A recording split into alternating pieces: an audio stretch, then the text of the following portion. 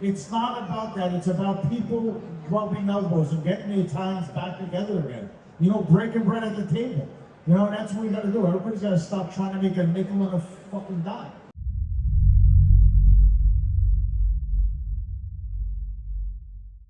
Hello, Tom and Vecchia here with a special edition of the Italy podcast in coordination with New Jersey Digest. We're here today at PaisonCon 2025, and we're going to discuss probably, I believe, the most important topic that's at hand, not just here, but within the Italian American community. So I invited 4 entrepreneurs within the Italian American community, kind of diverse backgrounds, to give their opinions, not on the current state of the Italian American business environment, but what can be done to move forward to advance kind of our mutual goals. So first is Kevin Cardinale, actor, director, entrepreneur, and he's going to talk a little bit about how he's changing the music industry.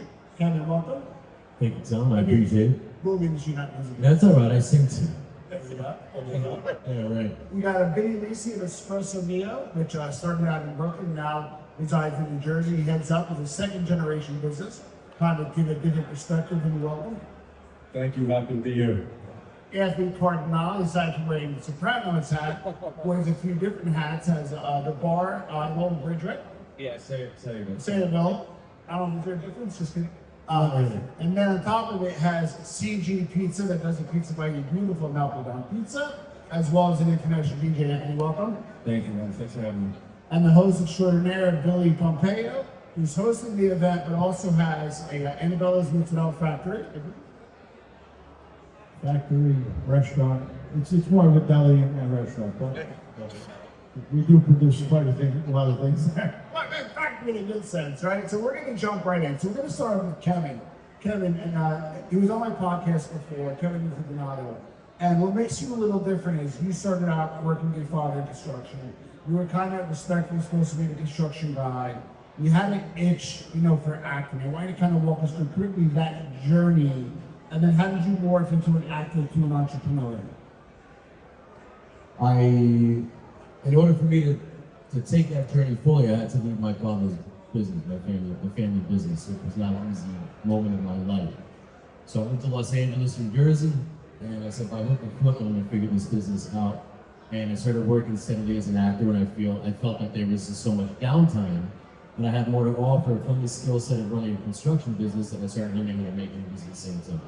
And it's funny how many parallels there are between the two. So the more I found out how to make films, it just kind of seemed natural to me. It wasn't really an effort. I also wrote and I started directing a couple years ago, and that just kind of how it went off. So instead of just working as an actor, a working actor, you really don't work that much. A lot of actors make you feel like you're fucking busy all the time, but not. It's bullshit. It is lazy. So I just did the most of my time. I have more stories to tell, and and I take a lot of pride in being a filmmaker as well. It's business. Now, from a familiar perspective, again, Vinnie has kind of opposite story in a good way. We'll get to in a second. Was it hard to kind of look your father in the eye and say, I want to go act, or was it easy? I mean, no, because we had dinner one night, and old school. My dad's office was in the basement and all that stuff. My brother worked for the company, myself, my mom's law, and I remember the moment my brother looked at me and he said, hey, I was talking to Dad, work slowed up a little bit, and he said, we're pretty good. And I said, what do you mean? He said, well, we're pretty good. So I said, what, are you firing me? And they basically said, because I was doing good, but I always had one foot in, I didn't want to be my own man, and they said, you got to get the hell out of here. Do you think it was one of those things where they kind of pushed you towards your goal, or they just really needed you? I think they can use me. It wasn't that, but I was doing it long enough. They knew where my head was at, my heart was at, and they said, no. So I was 30 years old at the time, and that was that. God bless, and he's only 32. And he's only 32. All right. So next up is Vinnie. You kind of an opposite story where second generation Espresso Mio, your father started out in Brooklyn. You didn't work with your father full time, right? And then you went kind of back to the nest and now setting up shop, grew the business, now work hand in hand with your father. Kind of the opposite of Kevin. You didn't work with him and kind of went back to the nest. What was that journey? Yeah, so I landed what seemed to be the dream and comfortable job in the museum.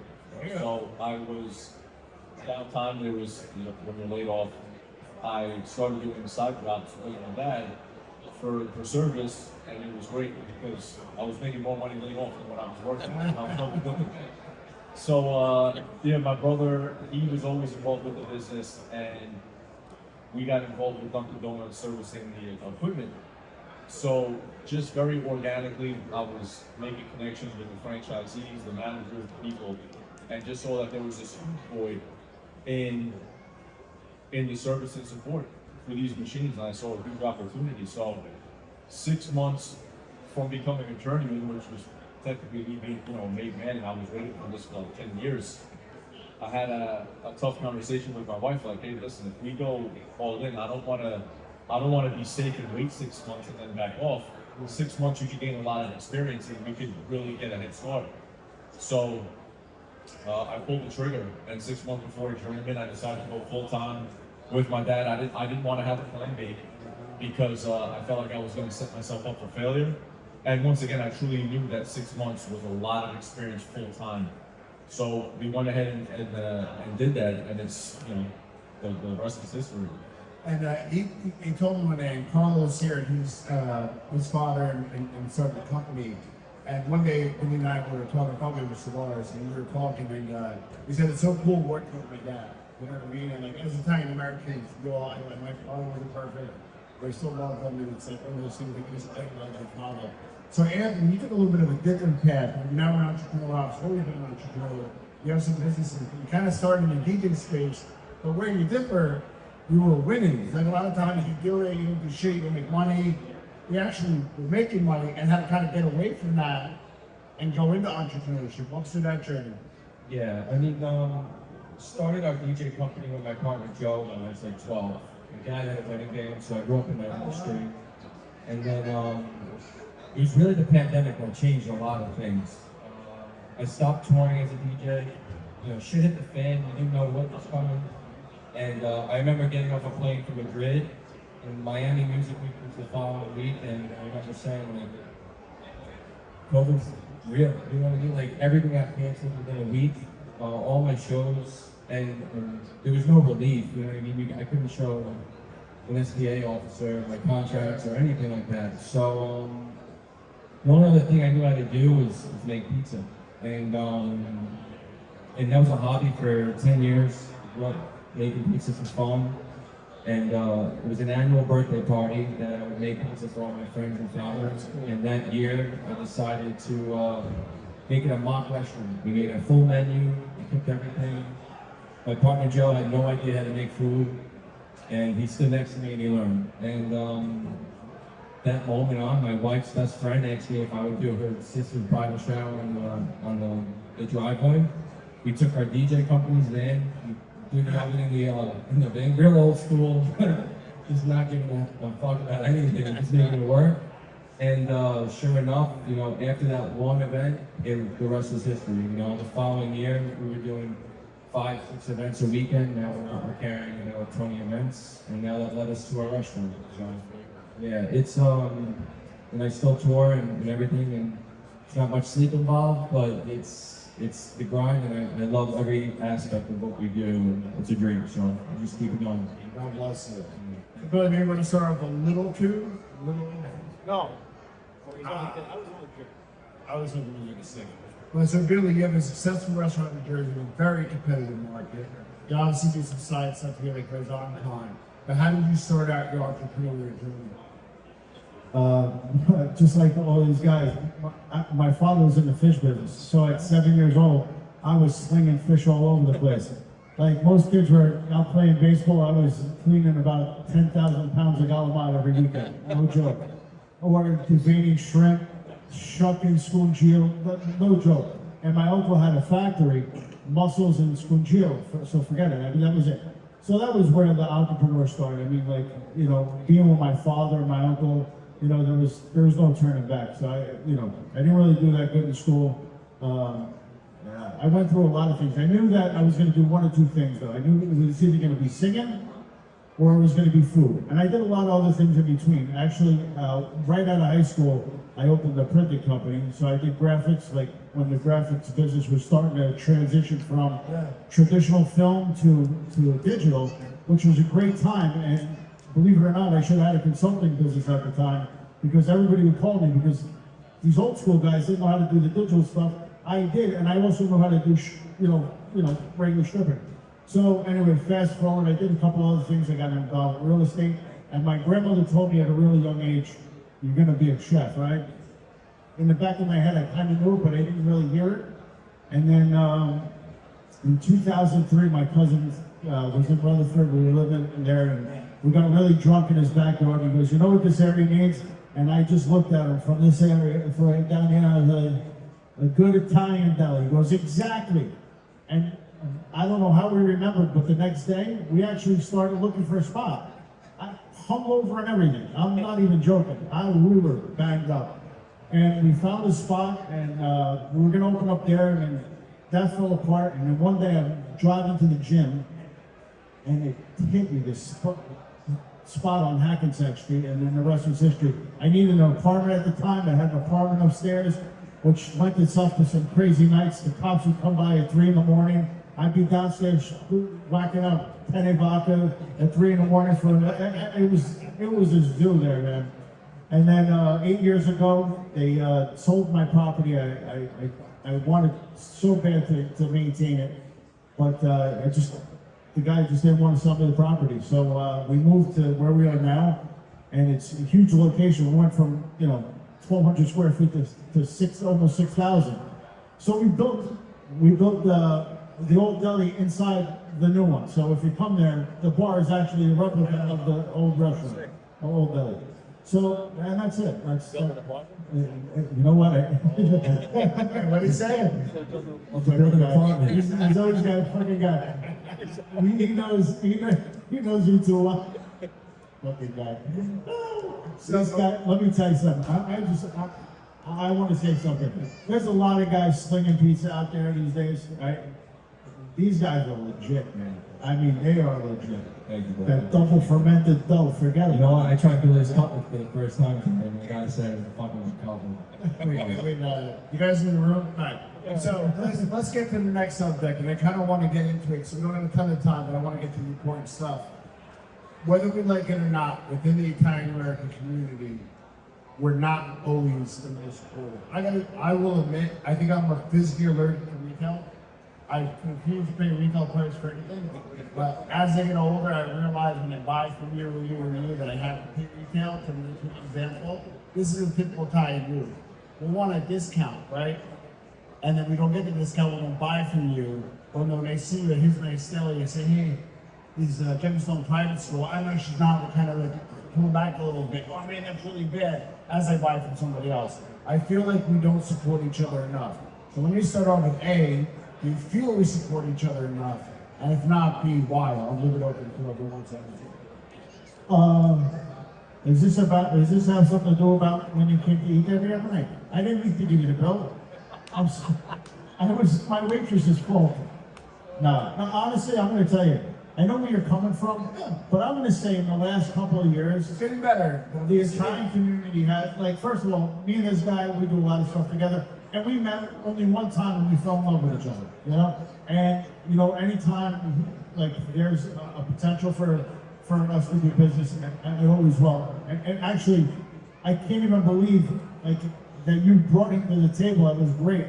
And I looked all over my phone for him, CG Pizza, and I put him in his Grande Culo. And I'm like, fuck, I'm never gonna see this guy again. And you brought him to the table, I'm so happy. But, and there's other guys that we do a lot of business with. The Sicilian guy out there, Everybody's supporting the phenomenal. Anthony's great people, his brother-in-law, Sam, I think he's his brother-in-law. Yeah, they're wonderful. They help me out with everything, They import, stuff from all over the place. They bring it to me, we do good business. I'm a product too. Oh my God. Are you getting paid per plot? No. We're talking about helping the Italian community. I'm trying to do it real time here, man. No, but seriously, their Columbia cakes are freaking off the So hold on, to get to the point though, I think we are getting better, and stuff like PaisonCon that puts us together. Well, that was Tom. I hate I hate my partner in this thing like you can't believe. Nicky is a pain in my ass.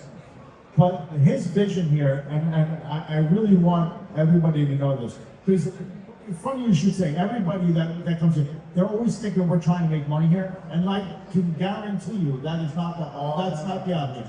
If anything, you know what the real story is. Okay, I lost my ass, and I'm not afraid to say, but he approached me. He's like, nobody wants to do this. Nobody wants to do this, and I was like, you know what? Fuck it, let's do it. And I knew I was going to lose money. I didn't realize how much. But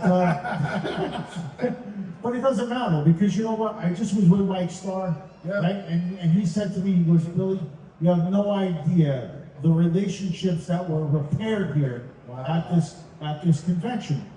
Last year, a kid got a movie done. Last year, it was like all these little things that were getting done. And that was really making, I give it to him, man. That was his thing. He's like, it's not about that. It's about people rubbing elbows and getting the Italians back together again. You know, breaking bread at the table.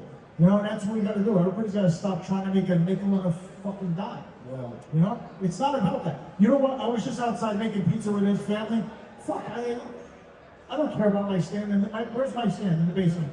I don't care.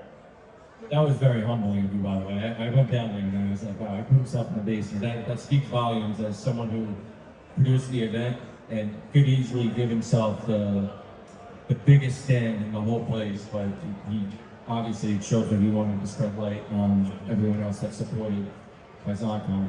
But going back to your statement, I think we were talking about it before. I think the Italian-American community is Americanized now. Yeah. A lot, like I'm second generation, my dad's first generation, but when my mama moved to Brooklyn, you know, everyone was his partner. They got off a boat from Panini or a flight from Panini and everyone helped each other out because they were poor, they had nothing, they built a community and they're responsible for a lot of, you know, what we have today.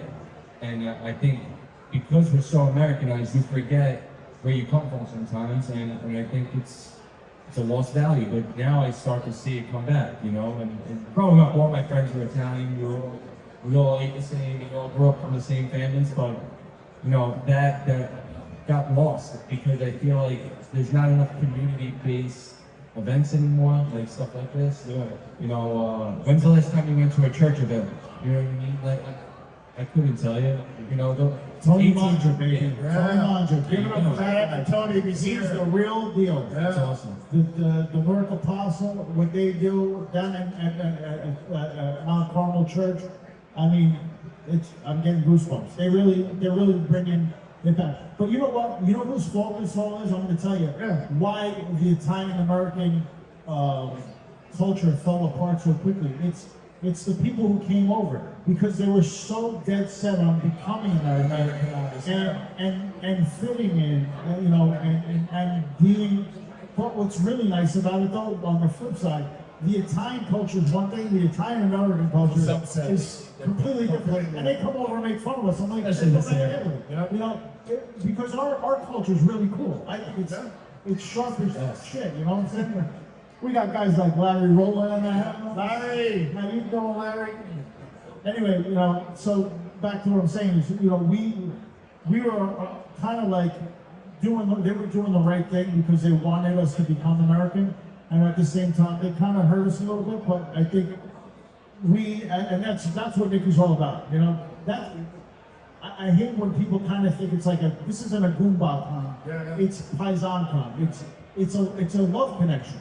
You know, and that's really, and you know, he's really like, we all should be disciples of what he's trying to do. And you know, I really champion everybody to go out and you know, bring them to this event. You know, and next year it's only going to get better and better. So to kind of switch gears a little bit, I'm going to ask Kevin or Vinnie. In terms of community, right? So outside the 80 people in the stands, people watching it online, on the podcast, or by this, whatever that is. Shout out to Alan and Thomas, where are you? I had to do that. So with that said though, what can we do, what do you guys do, for people watching to kind of get back into supporting retired American community, maybe get more involved, whether they're in Kansas, New York, Baltimore, whatever. What do you guys think? I'll go first, yeah.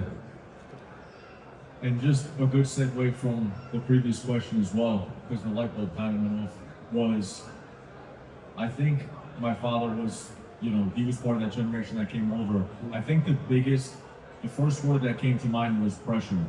So they had tremendous pressure. Yeah. There was no handouts. It was, you're starting from the bottom. You know, So you had to family. make money now. Yeah. There wasn't like, oh, let's think 10 years from now. It's like, no, I need money now.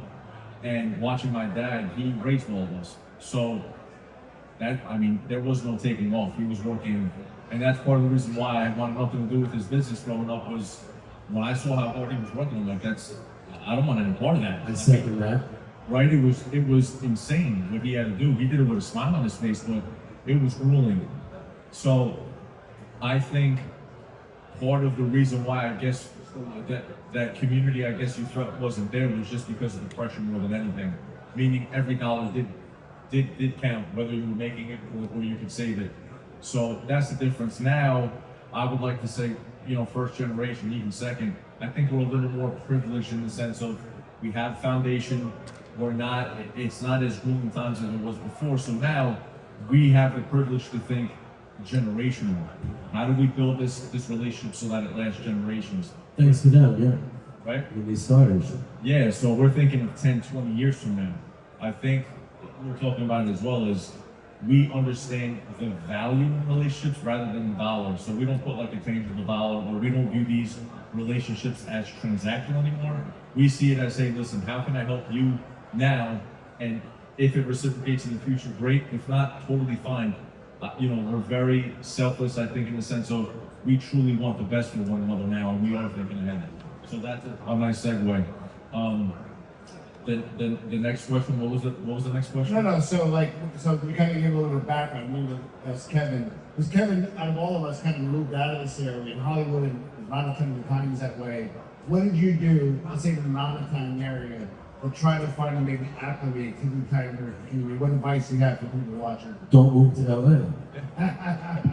Pizza was atrocious. Macaronis were atrocious. There was nothing. It needs a CG pizza. I hate it. Anytime I got a tour to LA. No, that's CG pizza. LA's its own world. It's a different thing. But I think it's funny. The conversation's literally just flowing. I think we're a proud culture, and I think because of the grandparents and the parents that came over, mission accomplished, guys. I mean, they did. They said it. All our fathers, the ones before us, they really set the bar high, and they came out swinging, and they made it. Now, I'm not gonna say they made it easier for us, but they did. But they also showed us the way firsthand on how we can accomplish things. It's funny you said that. I remember growing up, seeing my father, because I'm a drywall finisher by trade and I'm a rock. And I see my father, and I remember saying out loud, I'm never going to own a business, ever. And last thing I want to do is own a business. I wonder if my son's saying the same thing. Like, I want to be an employee, I want to get paid every week. Well, hold on. I say that now, like I wish I didn't. I want to get a paycheck every week. I don't want to go through what you go through, asking people for money, you got to wait this and that, and here we are, right? So I think as far as Italians are concerned, I think also, yeah, there used to be a lot of tight neighborhoods in different areas in New York, Jersey, Connecticut, all over the place. But Italians moved up and moved on. But I think even something like this at PaisonCon is important because look how it gets everybody together. It does feel like home a little bit. I walk up the street smelling that cigar smoke, and I was like, oh man, this is great. And I just felt like this is part of the family already. So I think it's great something like this is happening. Even when we get together, we click quick, right? Yep. We click quick. It's just kind of a thing, We just need the form.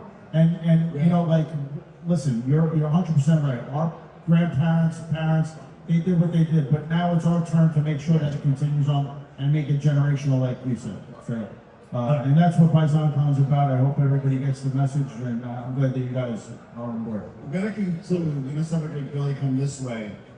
I want us to send a message to your great-great-great-grandson and daughter. What would you say to them if they look at this in 50 years? What message do you have about your journey, about your becoming American? Well, this is like one of those moments you're going to make me cry. Let's have a bet on who's going to cry. You can't cry because then we'll cry.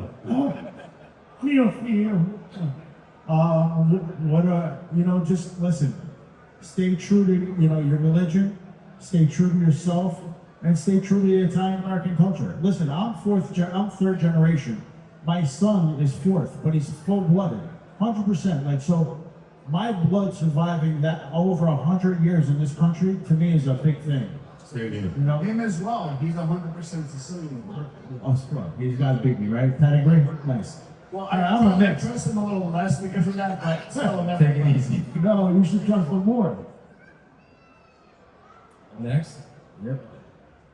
Oh man. First, I'd start off with I love it, right? Because that's important. You got a good love, and that's your bloodline. I'd say wear your last name proud. Comes with a lot of work and hard work. Put your head down, look forward, don't look back, and do what you love to do. You only have one life. Two words that come to mind is love and serve. So have love for where you came from, have love for others, and when you make that love unconditional and you make everyone a part of the community, of our community, they feel that. And not only are you going to be an ambassador of our community, but you're going to make other people as well from other cultures a good community because of how we represent that. And it might sound a little cocky, but it's the Italian culture it's based off of love, right? Those Sunday dinners, everyone, the door's always open. We're always very welcoming. So we have to really embrace that because that's one of the arts I think we're kind of losing is embracing that knock on the door and like Sebastian, yep, my man. You know what I'm saying? I swear to God, I was thinking that too. I was crazy. Yo, you hit the deck. Holy Struck the deck, you start going in the bathroom. I'm like, yo, what? Just answer the door, bro. It's too fast. Bro, Answer the door. at my grandparents' house, you never know, it could be 1 o'clock in the morning and her brothers would be showing You had up. the enemy cake? Ready to go? Stack the rank. Just in case? Okay, alright. Now someone Thank can you, talk was about full, that. bro. My mother was going to her friend Maria's house at like 2 o'clock in the afternoon. I'm like, aren't you gonna like tell her you're coming? She's like, no. I'm like, well, she's not home. I just walked back. I'm like, when are you doing something? They just went, Bro, real quick. Missed that. Staten Island, somebody's 20 text messages, this, that. 1999, Staten Island. Me and my best friend married a girl in Staten Island. And that's a whole other story, but this is great. We were out drinking. We were a disaster. There was 8 of us. We show up at her mother's house. The father comes down on the road. He's like, oh, what are you doing? I said, we came to drink. Hey, God, this is maybe some limoncello. We're gonna have a good time. 3 in the morning. This guy was so happy to see us. It was hysterical. Lights came on. Oh, do you ever see my 300ZX? I'll got it up on the lift right now. I'm doing the electric coming in here. I said, all right, let's go. And then we are drinking friggin' limoncello, checking out his 300ZX that he had ripped apart in his garage. But that's it. That's what they do, That's what we do. Anyway, sorry. No. If you were a bunch of Irish kids, you would say, get the hell out of here. Yeah, but and just like you said, that made an impact on us. That makes us want to kind of pass that torch on, which is huge. And just to wrap it up, I think the second one is always going to be coming down to serving, because when you serve, you're being selfless, and the more selfless and grateful you are, you don't have time to really engage in any other negativity. Because if we're always worried about, hey, listen, what can we do for you? What we can do for you? It's that in itself is the best part of life, and that's part of the adventure. And that's what Anthony and I were just talking about prior. Is that's where I think we kind of have it down packed on the newer generation. Is like, you know what? We don't care about what you can do for us. It's what we can do for you. And that's when these relationships really create those bonds and are forged. And I think it's going to really impact the next generation to 50 years from now, like we were talking about. Well, my turn now. You guys said it all. I was talking to, what is it, 3 generations? One generation. I'd say it's your mission in life, and you've been doing yourself a disservice if you didn't if you didn't find what makes you happy. And when you do find it, then it's time to roll up your sleeves and just be the best person you can go after. And that's it. I would say, Beautiful. one, if you said I love you, probably not going to meet you, but just know whatever I try to do, I try to do to help you, and in some sort of way I'm still involved. Even if it's a small portion, or maybe it's a funny story or whatever that is. And in terms of the culture, understand that, you know, my parents came, which are great grandparents, from all over the country to have a better life. So seize that opportunity to have that better life, and just think of us once in a while. I just want to say one more thing, and this, I hope anybody's listening. So a part of the movement here too, and I want to put something, plant the seed all over our heads. If you go to Italy, who runs all the feasts there in Italy? Juniors The kids. and the kids, yeah, much The kids. It's important that we get the kids. You don't see enough kids here, right? So we got to start.